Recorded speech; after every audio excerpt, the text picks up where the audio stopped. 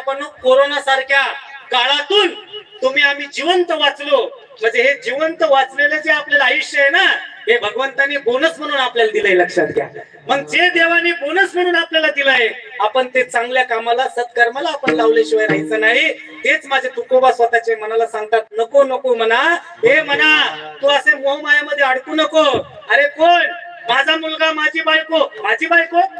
आपली बायको कोण? गावासमोर आपली बायको आऊ जाऊ म्हणते, आणि गाव गेलं दरवाजा लावून घेतला की म्हणते पप्या इकडे ये. ती आपली बायको. अरे कोरोना सारख्या काळामध्ये आपली बायको काय करत होती? कुत्र्याला भाकरी फेकून टाकावं तशी लांबून फेकून वाढत होती. कोण कुणाचं आहे? माय बापा. आपली पोरं नाही रे, नाही कुणा, नाही रे, नाही कुणा,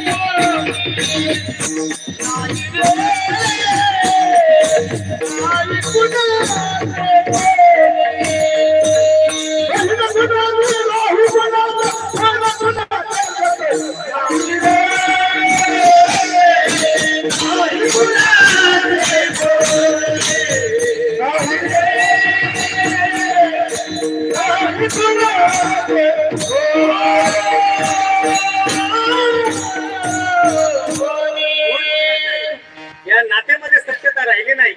अरे स्वतःच्या बापाच्या जमिनीसाठी बहीण भावावरती दावा ठोकायला लागली. कोण कुणाचं आहे? माय बापांनो. नवरा जर कामाला गेला नाही की तिसऱ्या दिवशी बायको म्हणती काहीतरी काम कर, कवर बसतो असा. कोण कुणाचं आहे? माय बापांनो सांगा. मग तो देव आपलाय, आपला तो एक देव करून घ्यावा. देणे घेणे शिवाय सुख नाही. त्या देवाशिवाय आपल्याला कुठं सुख मिळणार नाही. माय बापांनो, स्वतःच्या मनाला सांगतात. कोण कुणाचे महिला मंडळ? कोण कुणाचे सांगा. तुमच्या कुशीतून लेकरू जन्माला आलं ते तुमचं आहे का? आहे का ते? कवर तुमचं आहे ते पोरग? आई, आई मला आंघोळ घाल ना. आई, आई माझी चड्डी कुठे? आई, आई माझं दप्तर कुठे? आई माझी पाठी कुठे आहे? बाबांनी मारला आई, गुरुजींनी मारला आई, मित्रांनी मारला आई. आई आई आई कवर सुपारी फुटस्तवर. पटतंय तुम्हाला? एकदा सुपारी फुटली, आई आई आई करणार बाई बाई बाई करायला लागलं की समजायचं आता ओळखुटीन झेंडा घेऊन आता महाराजाच्या दिंडीत आपला मुक्काम. करा ना विचार आपण सगळे महाराजांना. बरं तसा विचार करा आणि अजून दुसरा विचार करा. ऐका, तुम्ही साधा ताण घेतलाय तुम्ही तुमच्या नवऱ्यासोबत. या जुन्या जेवढ्या बाया आहेत ना, या जुन्या म्हाताऱ्यांच्या जेवढ्या बायका आहेत, मुरुस्तर मार खाल्लाय नवऱ्याचा. पूर्वी पद्धत होती मारायची. आताच्या पोरी काय मार सहन करतात? काय मार सहन करतात? एका कानफडीत घटस्फोट व्हायला लागलेत आजकाल. ती म्हणते याच्याकडे राहायचंच नाही, भिकाऱ्या संग लग्न करेल परत, याच्या संग नाही. एका कानफडीत घटस्फोट व्हायला लागले आपल्या बायांनी. माझी आई असन, माझी आजी असन, मरुस्तोर मार खाल्लाय आपल्या बायांनी. खाल्लाय मरुस्तोर मार खाल्लाय. पण नवऱ्या संग दुसऱ्याच्या बांधावर टोपला आणि खोरं घेऊन कष्ट केलंय. या नवरात्रात काय नवरंगाच्या साड्या होत्या का आपल्या बायांना? होत्या का? होत्या. कुणी आणलंय ते नवरात्रात नवरंग भेटला पाहिजे, महाराज पोत्यात घालून आणला पाहिजे. होतं का पूर्वी असं? नवरात्रात नवरंगाच्या साड्या होत्या का? होत्या. पहिल्या दिवशी अख्ख्या भगव्या, दुसऱ्या दिवशी लाल, तिसऱ्या दिवशी पांढऱ्या, आणि पाचव्या का सहाव्या दिवशी अख्ख्या राखाड्या. ग्रे ग्रे ग्रे जणू काय चुलीच लोळून आल्या सगळ्या. अरे या जुन्या बायांनी गाठी गाठीचं लुगडं नेसलंय. दोनच लुगडे होते, एक आंघोळ करून टाकायचं आणि दुसरं नेसायचं. आणि ते फाटलं. सुई दोरा भेटत कोणाला होता? त्याला गाठ मारायची. महाराज गाठी गाठीचं लुगडं नेसलं यांनी. यांचा काळ चांगला होता. तुम्ही गाठी गाठीचं लुगडं नेसून एवढा संसार तुमचा उभा केला, आणि 1.5 दिवसाची पोरगी तुमच्या घरात येते आणि जनाबाईचा अभंग पाठ करते. आमच्या बजनी म्हटलं कळालं हा? जनाबाईचा अभंग आहे, रविवारचा अभंग आहे. या 1.5 दिवसाच्या पोरीचं तोंडपाठ असतो हा. तो अभंग साधा नाही. खंडेराया तुझं करी ते नवस, खंडेराया तुझं करी ते नवस. पुढं काय मरू दे सासू खंडेराया, मरू दे सासू खंडेराया, सासरा मेल्यावर कोण म्हणते असं? किती दिवसाची? 1.5 दिवसाची सून म्हणते मरू दे सासू खंडेराया, सासरा मेल्यावर होईल आनंद. कुणाला? कुठं आपला संसार चालला विचार करा. माय बापांनो कुणी कोणाचं नाही. आणि म्हणून या कीर्तनाच्या निमित्तानं सांगाल आता काय, म्हातारे जेवढे आहेत ना टेन्शन घ्यायचं नाही, चांगलं जगायचं. म्हातारीला घ्यायचं अमेरिकेचं तिकीट बुक करायचं, 1-2 एकर विकायची आणि नाही तर ती झाकली 1.25 लाखाची करायची सिस्टीम. बघा कशी कशी झाकली 1.25 लाखाची. म्हणजे म्हातारानं कुठेतरी 4-5 लाख गाडून ठेवले, अशी हात पसरून द्यायची घरात. महाराज मरेपर्यंत तुपातला शिरा खाणार तुम्ही बघा, मरेपर्यंत. हा काय तो घरच्यांना जर कळालं म्हाताऱ्याजवळ काही नाही, तुमचा मुक्काम दिंडी. तुम्ही भाकरीला भाग झाले. फक्त नवीन आलेल्या सुनेला कळलं पाहिजे म्हाताऱ्याकडले दाबून पैसा आहे. मग बघा मामा चहा आणू का, मामा पाणी आणू का, थुकायला सुद्धा तुम्हाला ते थुकपात्र असं तुमच्या तोंडासमोर आणेल. सब पैसो का खेळ, सगळं पैशाचा खेळ आहे मायबापानं लक्षात घ्या. आणि म्हणून तुकोबा सांगतात नको नको मला गुंतू माया झाली, काळ आला जवळी ग्रासावया अभंगाच्या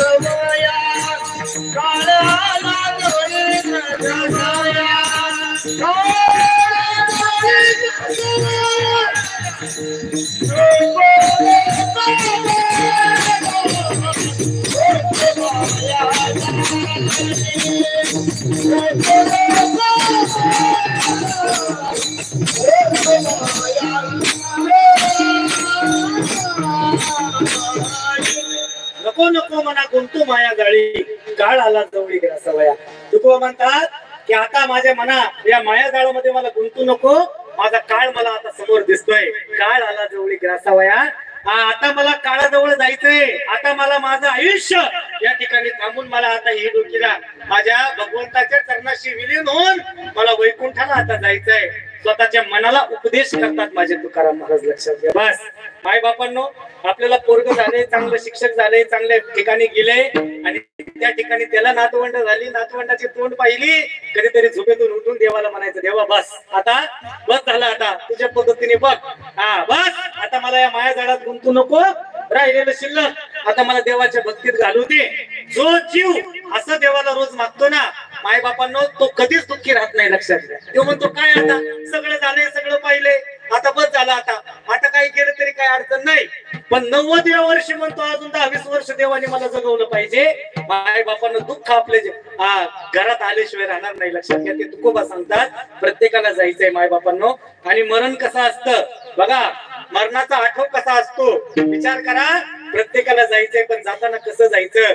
100 वर्ष जगण्यापेक्षा नुसतं भाकरी खाण्यापेक्षा आपण 10च वर्ष जगायचं, पण आपण वाघासारखं जगायचं, याला परमार्थ म्हणतात.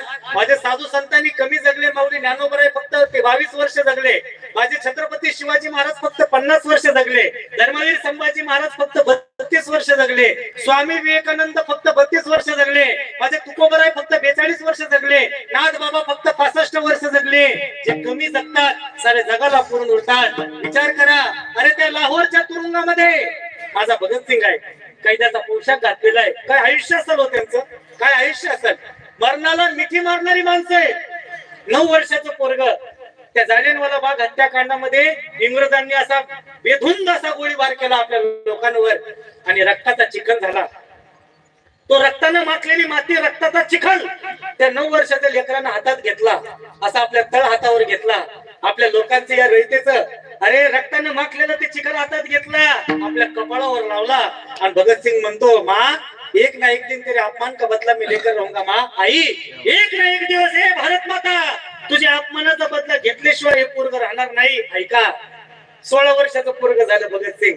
त्याच्या आईने हात मारले, भगत इकडे ये, हातामध्ये काही पैसे दिले, जा बाजार करून आण, तुला बघायला पोरीकडचे येत आहेत, तुझं लग्न लावायचंय. 16 वर्षाचं पोरग आईचे शब्द ऐकल्याबरोबर म्हणते, मा आई माझं लग्न लावायचंय का? नाही मग लग्न करावं लागतं प्रत्येकाचं, तुला लग्न करावं लागल. त्यावेळेस या पोरानं काय म्हणावं ऐका, मा आई मी तर अशी शपथ घेतली आहे या भारत मातेची, मला माझ्या आईची सेवा करायची. आई तू जर माझं लग्न लावून दिलं तर आयुष्यभर मला त्या बाईची सेवा करावी लागणार. आई मी तर शपथ घेतली, मला त्या बाईची नाही, मला माझ्या आईची सेवा करायची. त्या काळात लग्नासाठी दिलेले पैसे त्या लेकरांना काय केलं, त्या क्रांतीत लाहोरच्या क्रांतीमध्ये ते पैसे सामील केले. परिणाम त्या लाहोरच्या क्रांतीमध्ये भगतसिंगाला कैद झाली. कैद्याचा पोशाख घातलेलं हे पोरग तुरुंगामध्ये आणि त्याची आई त्याला भेटायला जाते. अरे तुरुंगामध्ये आई भेटायला आली, त्या गदाच्या आडमध्ये ते कैद्याचा पोशाख घातलेलं पोरग आईनं पाहिलं, जोरात हमरडा फोडला आणि हमरडा फोडलेल्या आईकडे बघून ते पोरग बोलत झाले, मा रोणं नाही, मा आई रडू नकोस, आई रडतेच कशाला. आई तू जर या इंग्रजांच्या जेलमध्ये रडली नाही, हे सगळे लोक म्हणतील बघा भगतसिंगाची आई कशी रडायला लागली. आई रडू नकोस, तू एका शूरवीराची आई आहेस, रडतेच कशाला. प्रसंग डोळ्यापुढे आणा, 22 दिवसांना त्या पोराला फाशी होणार आहे. भगतसिंग आपल्या आईला म्हणतो, मा आई झालं जे झालं, 22 दिवसांनी मला फाशी होणार आहे. आई मला फाशी झाल्यावर आई माझी लाश घ्यायला तू यायचं नाही, माझी लाश घ्यायला नरदेह घ्यायला तू यायचं नाही, माझ्या काकाला पाठवायचं. आई तू जर माझी लाश घ्यायला आली ना, हे इंग्रज तुझ्याकडे बघून हसतील आणि म्हणतील बघा या भगतसिंगाची आई मोठा क्रांतीवीर होता, तो मेला आणि त्याची आई कशी रडती अंबरडा पडून, माझी आई माझी लाश घ्यायला तू यायचं नाही. प्रसंग डोळ्यापुढे आणा. 20 दिवस उरले, 15 दिवस उरले, 10 दिवस, 8 दिवस, 7 दिवस, 3 दिवस, 2 दिवस, फाशीचा दिवस उजाडला. उद्या फाशी होणार आहे तर आदल्याच रात्री त्यांनी ऑर्डर काढली, भगतसिंगाला तुरुंगामध्ये फाशी होणार आहे. काय पोरग असेल ते, आपल्या महाराष्ट्राचा एक वाघ होता त्याच्यात राजगुरू नावाचा, काय पोरग काय जात असेल त्यांची, मरणाला मगर मिठी मारणारी ही जात होती. त्यावेळेस आदल्या रात्री फाशी होणार आहे. फाशीला 4 तास उरले, 3 तास उरले, 2 तास उरले, 1 तास उरला.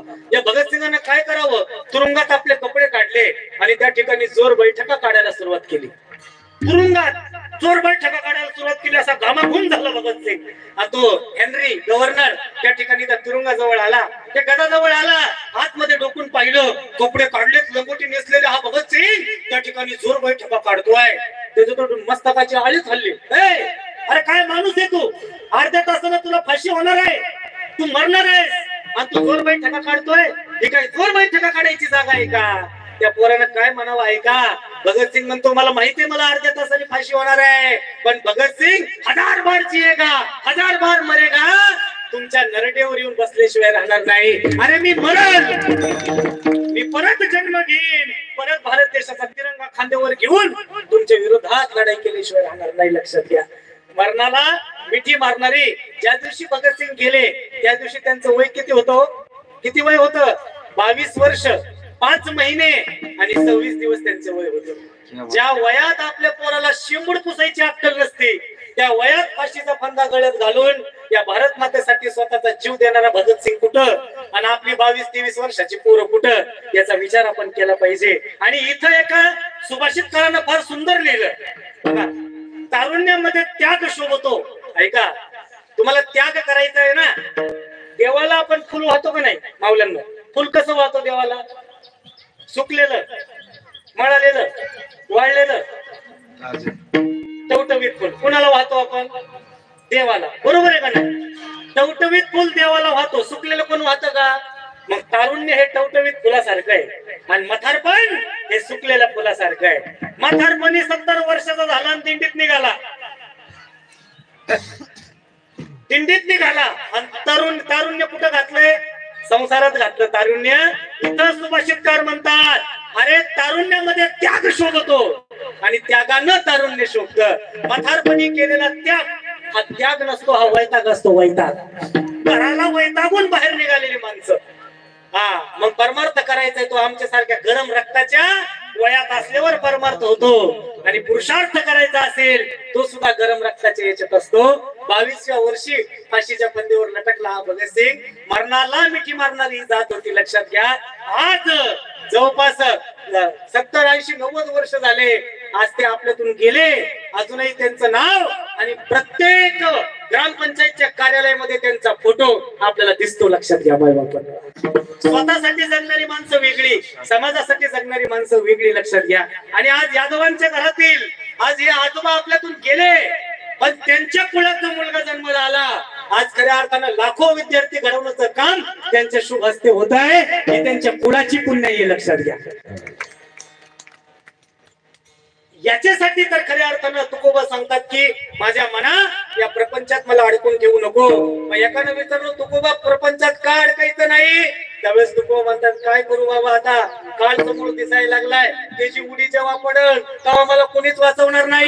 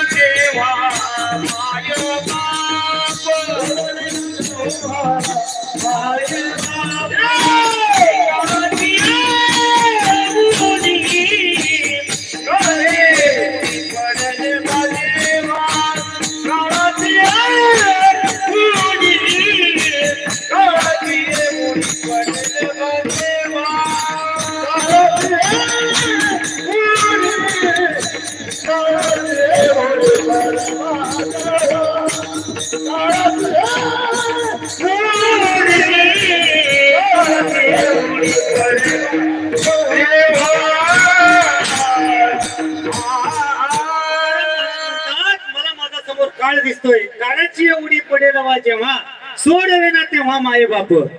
तुकोबांनी इथं स्पष्ट सांगून दिलं, ज्या दिवशी माय बापांनो तुमचं मरण येईल त्या दिवशी तुमचा काळ, तुमचे आई बाप सुद्धा तुम्हाला सोडवणार नाही.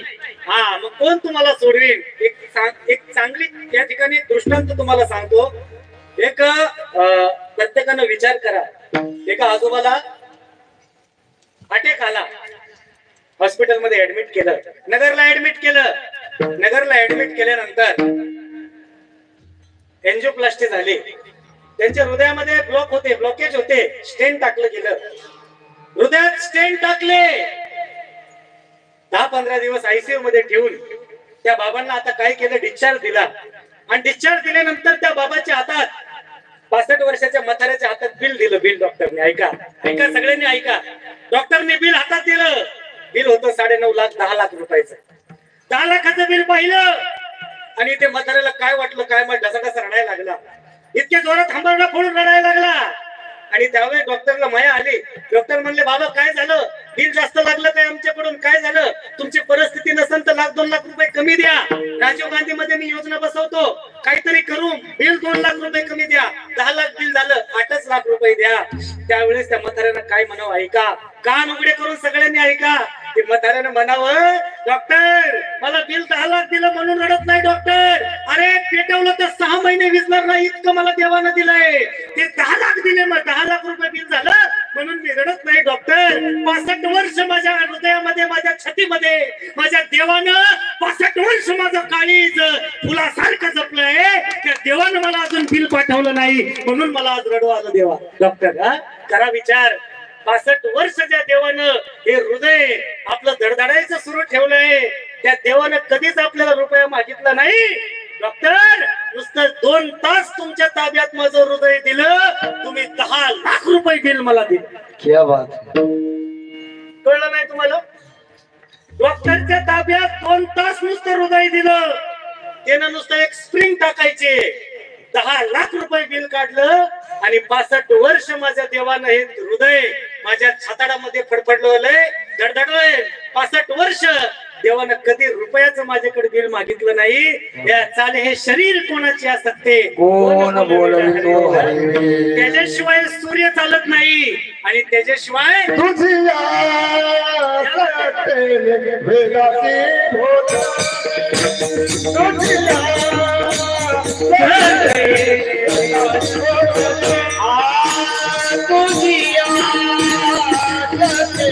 भेगाती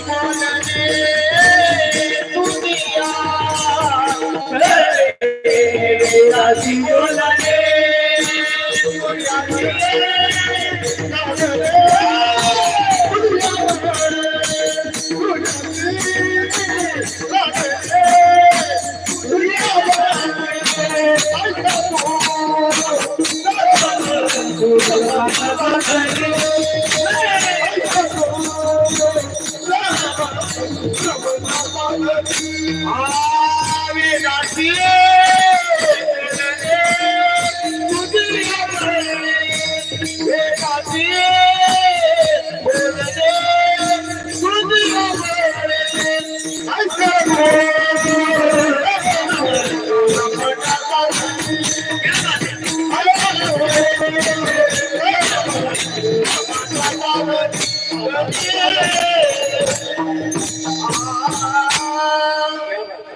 कसा आहे आवाज?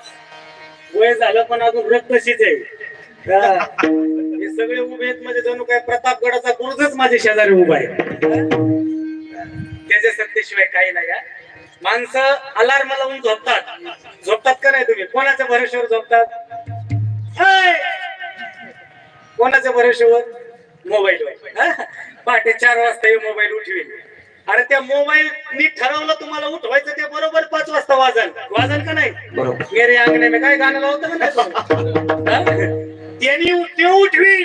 पण देवानं जर ठरवलं याला झोपेतून उठवायचंच नाही तर कसं उठतात महाराज? हे आम्ही कीर्तनकार कीर्तनात सांगत होतो आणि आता घडायला लागले. त्याला म्हणतात कार्डिक अरेस्ट. काय म्हणतात त्याला? पहिले अटॅक यायचे, येऊ 3 झटके द्यायचा. पहिला अटॅक, दुसरा अटॅक आणि तिसऱ्या अटॅक मध्ये, बरोबर ना? आता आलंय नवीन कार्डिक अरेस्ट. काय म्हणतात ते? माणूस झोपला की उठतच नाही, वळवळ नाही, हा नाही, हो नाही, कणत नाही, काय नाही, काही नाही. जसं बटन बंद करावा, मोटरीतलं पाणी जागेवर बंद होतं. माणसाचं हृदय पंपिंग करायचं जागेवर बंद पडतो, निकामी होतं आणि माणूस डायरेक्ट बंद होतो. मेंदूला रक्त पुरवठा कमी पडतो, माणूस जागेवर जातो, माणूस वळवळ सुद्धा करत नाही. का बरोबर आहे? आपलं शिक्षक बोलणे झालं बघा, आपले पाहुणे ना दुपारी अख्खे मित्राला चहा हवी पाजून आले, मेजर होते. घरी येऊन 2:30 वाजता टाइम होता झोपायचा. बायको संग गप्पा मारल्या सोफ्यावर बसून आणि झोपले. 4 वाजता बायकोला वाटले उठत का नाही म्हणून हलवायला गेली तर बाबा झोपेतच. याला म्हणतात कार्डिक अरेस्ट. लक्षात घ्या, हे विज्ञानाची भाषा आहे. देवानं ठरवलं त्याच्या सत्तेशिवाय हा काही चालत नाही. म्हणून माय बापांनो, देवापेक्षा अक्कल आपण वापरायची नाही. तो सर्वस्व आहे, चतुरा तो शिरोमणी, गुण लावण्याची खाणी आहे. बोलण्यासारखं भरपूर आहे. अंतकाळ जवळ आला तर मायबाप सुद्धा आपल्याला सोडवणार नाही. आपले काय सोडवतील हो आपल्याला? भगवान कृष्णाचे मायबापांनी त्याला सोडवलं नाही. एक धावते वेगात सांगतो आणि या ठिकाणी सेवेला पूर्णविराम देतो. त्या ठिकाणी त्या यमुना नदीच्या डोहामध्ये कालिया नावाचा नाग त्या ठिकाणी आतमध्ये होता. आणि मग भगवंताने निमित्त केलं, चेंडू त्या डोहामध्ये गेला, उडी मारली. जे गोपाळ खेळत होते घाबरले, कृष्ण बुडाला. सगळे नंद बाबाच्या वाड्याकडे पळत आले. आई देव बुडाला, यशोदे देव बुडाला. कोण म्हणतोय? गोपाळ. कुणाला म्हणते? देवाच्या आईला, जगाच्या बापाच्या आईला. आई देव बुडाला, कृष्ण बुडाला. आता आईचे शेवटी ती माय. आई म्हणता ओठाला लागे ओठ. आई येते रक्ताच्या नात्यापेक्षा आईचे नाते महान. म्हणून तर आई या शब्दापुढे सर्व जगच लहान. आई नावाची देवालाही वाटते नवलाई. म्हणून तर पंढरीचा विठ्ठलही स्वतःला म्हणे विठाई. आई म्हणजे दुसऱ्यासाठी झिजणारे चंदन, घरासमोर खुललेले सुगंधी मोगऱ्याचे अंगण म्हणजे आई. आई येते. परत आल्यानंतर ते डोहाचं पाणी लाल झालं होतं. लाल झाल्यानंतर हंबरडा फोडला माझा कृष्ण. त्या नागानं त्या कालियानं माझ्या कृष्णाला मारलं. माझे देव, माझ्या पोराचंच रक्त आहे, माझ्या बाळाचंच रक्त आहे, माझ्या लेखाचंच रक्त आहे. कोण म्हणते असं? काठावर उभी राहिलेली आई म्हणजे यशोदा. आणि देवानं काय केलं? यो काली ऐकत नाही म्हणून बुक्क्याचा मार द्यायला सुरुवात केली. देवानं बुक्की मारली की ते तोंडातून रक्त वाकायचा. कोण? कालिया. रक्त वाकायचं. बुक्की हांडी का रक्त.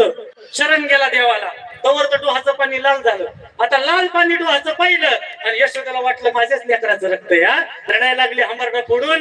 देव त्या नागाच्या फण्यावर उभे राहिले, पायाला आडा मारला, आपली भासरी आपल्या उपरण्यात खवली. मोराचा पीस असा मुकुटात खवलेला आहे. आणि देव त्या काल्या नागाच्या फण्यावरती वरती आले. वरती आल्यानंतर काय झालं? मातृत्व भाव जागा झाला आणि देवाला कृष्णाला बघितलं की मिठी मारली. कुणी? आईने मिठी मारली. इथं देव आपल्याला सांगतात बघा, देवानं काय केलं? आईला असं झटकेलं. होय तिकडं म्हणले. काय म्हणले देव यशोदेला? होय तिकडं. मला आज कळालं की पोरग जरी मरणाच्या दारात असलं तर आई बाप सोडवायला येत नाही. मला आज कळालं. इथं आमचे संत नाथ महाराजांनी लिहून ठेवले, नाथ भागवतात, मागे सरे माये पाऊले. आई नुसती रडायची, माझ्या कृष्णाचं रक्त. आणि एक पाय मागे सरकायचे. तो हात उडी मारायला ताकद आहे का तिच्यात? एक पाय मागे सरकायची. नाथ बाबाने लिहून ठेवलं, मागे सरे माये पाऊले. आपलाची घाले धाके अंग राखून या माय शोक करी. स्वतःचा अंग सापट ठेवून माझी आई लेकरासाठी रडतीये. ही काय माझी आई आहे का? मरायच्या वेळेस आई सुद्धा वाचवायला येणार नाही. अंतरीचे जाणवले. माझे कृष्ण म्हणतात, आज मला ही जे हृदयातलं जाणवलं की पोरग मरायच्या दारात असलं तेव्हा आई बाप सुद्धा सोडवायला येणार नाही. सरक म्हणले साईडला. आणि इथं माझ्या तुकोबांनी अभंगात लिहिलं, काढाची उडी पडेल बाजेवा, सोडवेना तेव्हा माय बाप. एक जर मला काय अडचण नाही, माय बापाने जर नाही सोडिले तर आमचा चुलता नगरसेवक आहे, आमचा लांबचा नातेवाईक मोदी आहे पंतप्रधान, आमचा आजा माझे सरपंच होता, जिल्हा परिषद सदस्य, माझी बायको सरपंच आहे गावची. अरे हे सगळे पद जरी तुझ्या घरात असले, माझे तुको म्हणतात यातनं कुणीच सोडविला राजा राजा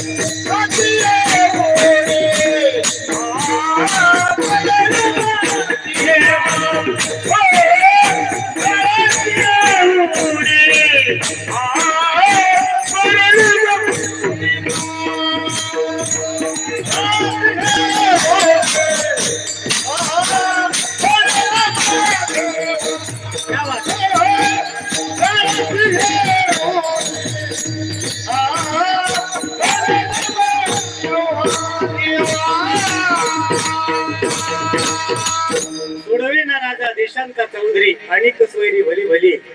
कुणीही तुम्हाला तुमचा राजा जरी मित्र असला पाहुणा असला तो सुद्धा मरणाच्या वेळेस तुम्हाला सोडवणार नाही. मग तुम्हाला कोण सोडवील? वारकरी संप्रदायाच्या नियमाप्रमाणे पंढरीश परमात्मा पांडुरंगाचं भजन करू. 5 मिनिटं आपल्याकडे राहिले, त्या वेळेमध्ये आपल्या सेवेला आपण या ठिकाणी पूर्ण विराम देऊ. माय बापांनो, आज बाबांच्या पुण्यस्मरणानिमित्तानं आपण सगळे इथं आलो. 5-10 मिनिटं आपण आपल्या आयुष्यातला प्रपंच आपण बाजूला ठेवूयात. कोण कोणाचं नाही असा आपण एक भाव आपण आपल्यामध्ये जागा करूयात. संतांचं जे तत्वज्ञान आहे ते आपल्या अंतःकरणात जागा करून आपण या ठिकाणी भगवंताचे नामस्मरण करूयात. सर्वांनी हात वर करा.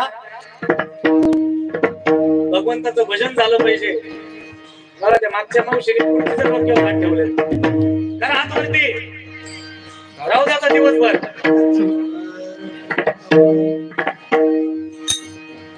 करा हात वर. पेंगळलेली मनगट आणि फडफडणारी छताड आपल्या काहीच कामाचे नाही. आपल्या अंगात रक्त ज्ञानोबा तुकोबांचं आहे.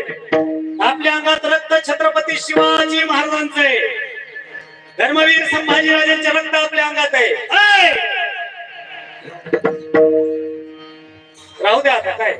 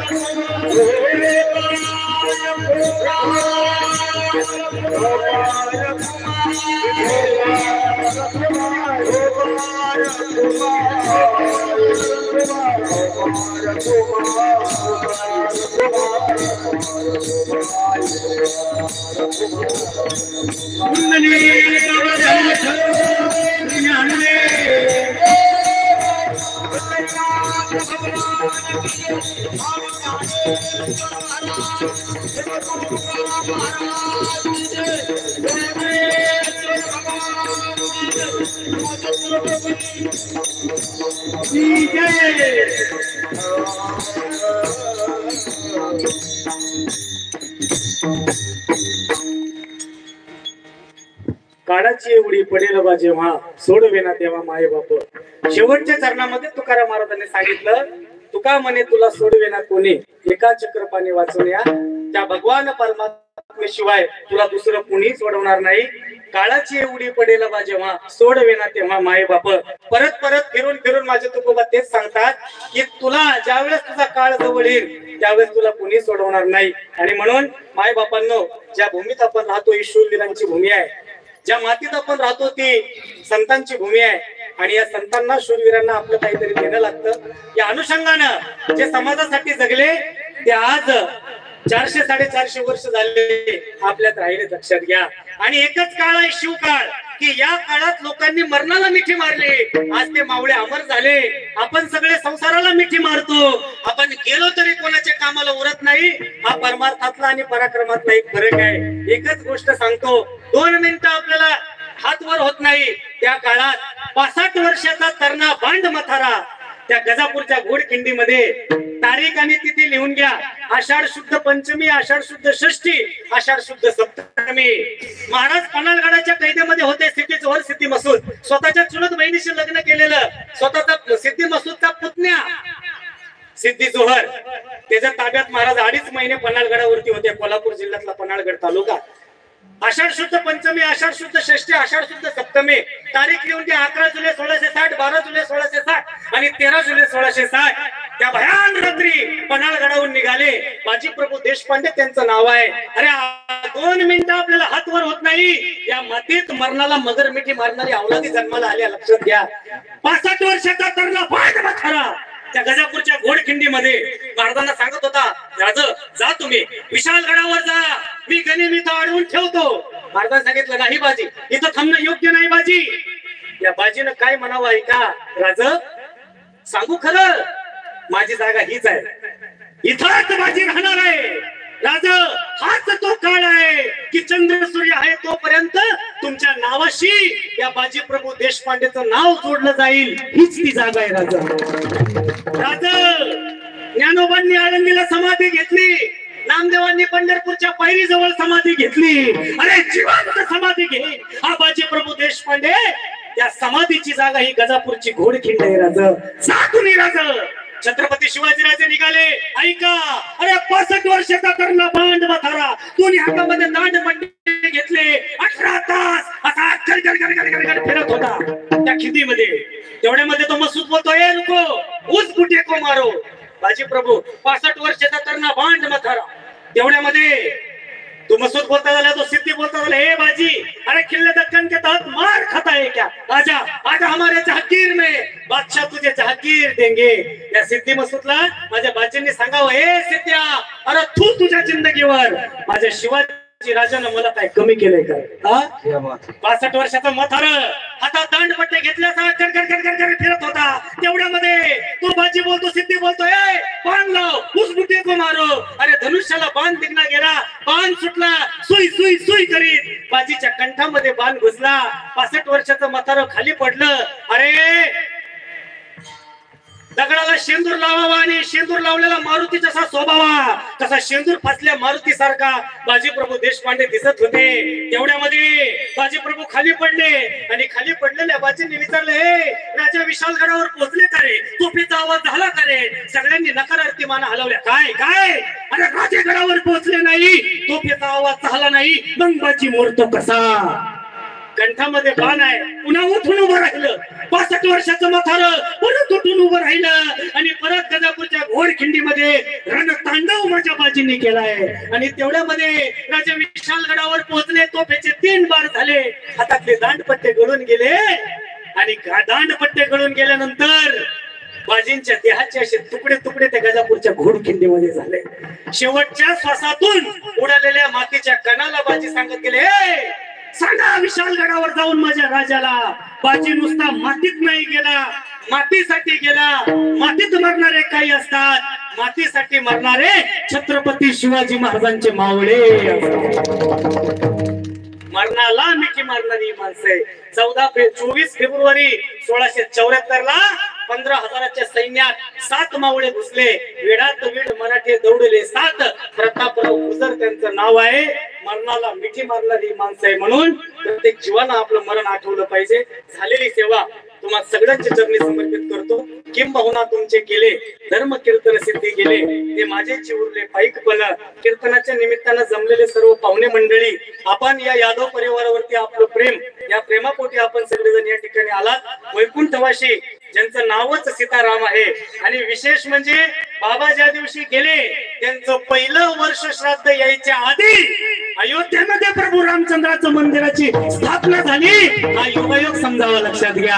अशी पुण्य आणि पवित्र आत्मे आपल्यातून जात आहेत. परंतु ते जरी गेले, त्यांनी आपल्या कुटुंबाला जे संस्कार दिले असतील, जे मार्गदर्शन केलं असेल, त्या संस्काराच्या बळावरती खऱ्या अर्थानं हे कुटुंब आज वागताय.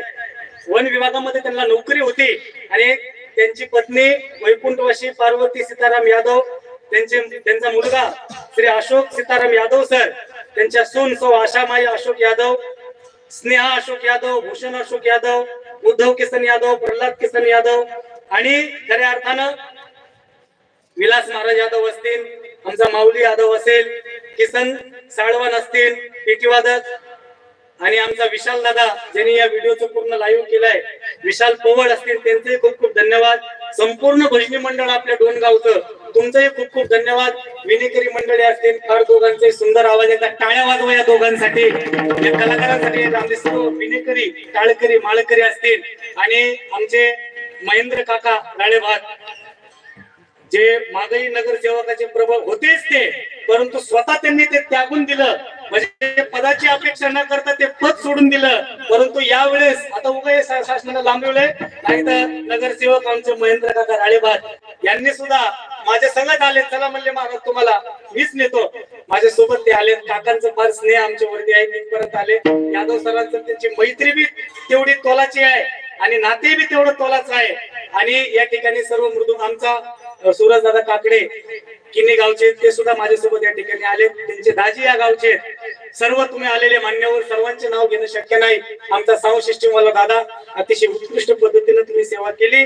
सर्वांचं या ठिकाणी मी आभार व्यक्त करतो. आपण सगळे वेळात वेळ काढून या यादव परिवाराच्या प्रेमाखातीर आपण या ठिकाणी आलात. बाप गेला की घराचं वजन जातं, आणि घराचं म्हातारा बाप असू द्या, किती आजारी असू द्या, पण बाप एका घराच्या कोपऱ्यात असलं ना, त्या घराकडे वाकड्या नजरेने कुणाची पाहिजे हिंमत होत नाही. बाप गेला की घरातलं वजन जातं, परंतु जाणं हे प्रत्येकाच्या नशिबी लिहिलेलेच आहे. पुढच्या पिढीनं त्यांनी दिलेले संस्कार जपायचे असं या ठिकाणी सांगतो. रायगडला या. आज या ठिकाणी यादव सरांनी मला फोन केला, आमच्या काकांनी, महेंद्र काकांनी फोन केला की महाराज तुम्हाला यावं लागेल. मी जरी मूळ जामखेडचा असलो तरी रायगड किल्ल्याच्या पायथ्याला त्या ठिकाणी 10 गुंठे जागा आपण घेतली. येणाऱ्या शिवभक्तांना 365 दिवस जेवणाची आणि राहण्याची सोय रायगडाच्या पायथ्याला पूर्णपणे मोफत चालवण्याचं काम आकाश महाराज भोंडवे रायगडाच्या पायथ्याला करतायत. कधीतरी मारायच्या आधी एकदा रायगड किल्ला पहा. असे काही दळभद्री ज्यांनी अजून किल्लाच पाहिला नाही आणि शिवाजी महाराजांचं नाव घेते. माफ करा मला, मी तुमच्या लेकरासारखं आहे.